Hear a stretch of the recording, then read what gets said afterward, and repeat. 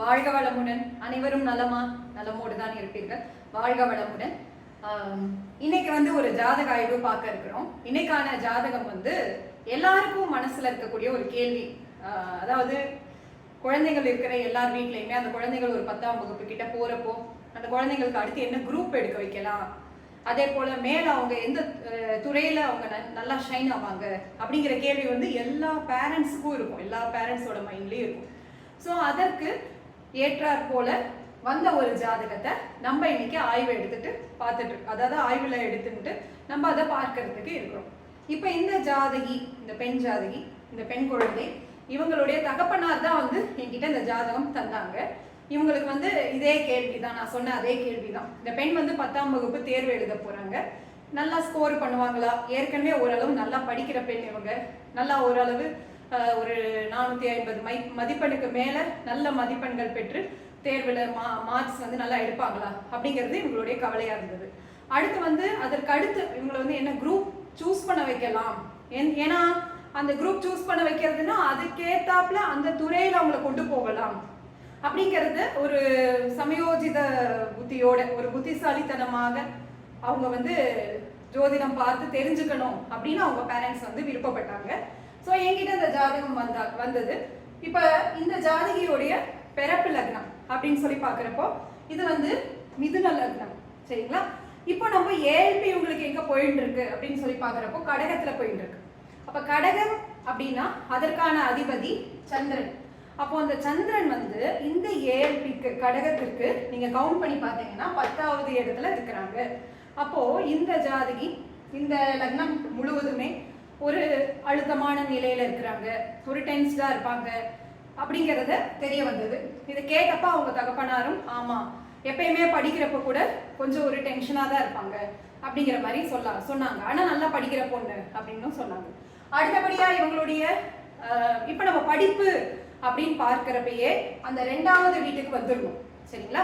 அப்போ ஏழ்பிக்கு 2ஆம் வீடு அப்படின்னு சொல்லி பார்க்கிறப்போ இந்த சிம்ம லக்னம், இதற்கான அதிபதி சூரிய பகவான். அவர் இந்த ஏழ்பிக்கு 10ல், அதாவது 2க்கு 10ல் இருக்கிறாங்க. ஆனா நம்ம ஏழ்பிக்கு, நம்மளுடைய ஏழ்பி லக்னம் இங்க போயிட்டு இருக்கிற ஏழ்பிக்கு 11ல் இருக்கிறாங்க. அப்போ படிப்பு வந்து இந்த பெண்ணுக்கு நல்லா ஒரு மகிழ்ச்சிகரமானதாக இருக்கு, ஒரு லாபமா இருக்கு அப்படிங்கிற மாதிரி நம்ம அந்த பலனை எடுத்துக்கிடலாம். ஸோ அதுக்கேற்ற மாதிரி இந்த பொண்ணு நல்லா படிக்கிறதா தான் அவங்க பேரண்ட்ஸ் சொல்லி சொன்னாங்க. சரி, இப்போ வந்து இந்த மாதிரி இருக்கிற சூழ்நிலையில 11ஆம் பாவ தொடர்புல இருக்கு. ஸோ இந்த சூழ்நிலையில இந்த பெண் வந்து கொஞ்சம் நல்லா படிச்சு மார்க் வாங்க முடியும் அப்படிங்கிறது சொல்லப்பட்டது. இந்த இடத்துல பார்த்தோம்னா இந்த ஏழ்பிக்கு அந்த 12ஆம் பாவாதிபதி புதனும் எங்க இருக்கிறாங்கன்னா இந்த 11ஆம் அதிபதியோட சேர்ந்து இருக்கிறதுனால இந்த பெண்ணிற்கு வந்து கொஞ்சம் வந்து படிக்கிறப்போ ஒரே இடமா இல்லாத கொஞ்சம் நடந்துகிட்டே படிக்கிறது, இந்த மாதிரி எளிய முறையில ஏழ்பியில நிறைய பரிகாரங்கள் இருக்கு. இது போல சில பரிகாரங்கள் உங்களுக்கு சொல்லப்பட்டது. அப்படி பண்றப்ப இன்னும் கொஞ்சம் நல்லா மார்க் எடுக்கலாம் அப்படிங்கிற மாதிரியான விஷயங்கள் உங்களுக்கு சொல்லப்பட்டது. ஸோ ஆனா கண்டிப்பா நல்லா மார்க் எடுக்கிறதுக்கான வாய்ப்பு இந்த பெண்ணுக்கு இருக்கு அப்படிங்கிறது சொல்லப்பட்டது. அவங்க பேரண்ட்ஸ்க்கு ரொம்ப சந்தோஷம். இவங்களுடைய அடுத்த கேள்விக்கு நம்ம இப்போ வருவோம். இப்போ இவங்களோட கேள்வி என்னன்னா, என்ன படிக்கலாம், என்ன மேற்கொண்டு +1ல என்ன படிக்க வைக்கலாம் அப்படிங்கிறது இவங்களோட கேள்வியா இருந்தது. அப்போ அப்படி பாக்குறச்சே இப்போ வந்து ஆயில்யம் 2ஆம் பாதம் போகுது இவங்களுக்கு. அடுத்து 3, 4 இங்க இருக்கும் ஏழ்பி உங்களுக்கு. ஸோ ஆனா நம்ம வந்து ஃபியூச்சரை யோசிச்சு பார்த்து இவங்களுக்கு நம்ம முடிவு சொல்லணும், அதுதான் வந்து கரெக்டா இருக்கும். ஸோ அப்போ ஏன்னா இப்போ இந்த ஏழ்பி முடிச்சுட்டு அடுத்த ஏழ்பி ஸ்டார்ட் ஆயிடும் உங்களுக்கு. இன்னொரு அரௌண்டு ஒரு 2 இயர்ஸ்க்குள்ள உங்களுக்கு ஸ்டார்ட் ஆகுது. ஸோ அப்போ என்ன பண்ணலாம் அப்படிங்கிறச்சே நான் இந்த ஏழ்பி எடுத்துக்கிட்டேன், சரிங்களா? ஏன்னா இங்க நம்ம முடிய போறது. ஸோ அப்போ நம்ம இதை எடுத்துட்டோம்.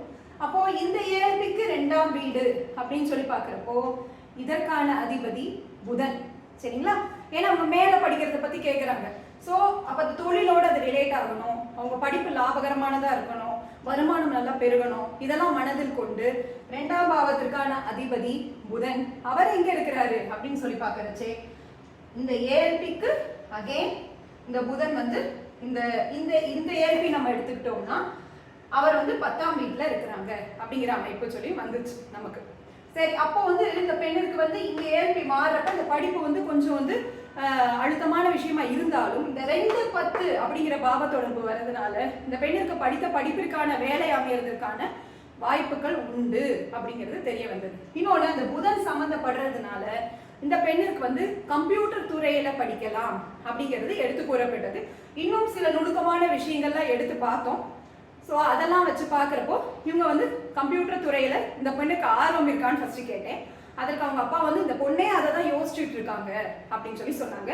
ஸோ அந்த துறையை அவங்க எடுக்கலாம், அதுவே அவங்களுக்கு லாபகரமானதாக தான் இருக்கும் அப்படின்னு சொல்லி சொல்லப்பட்டது.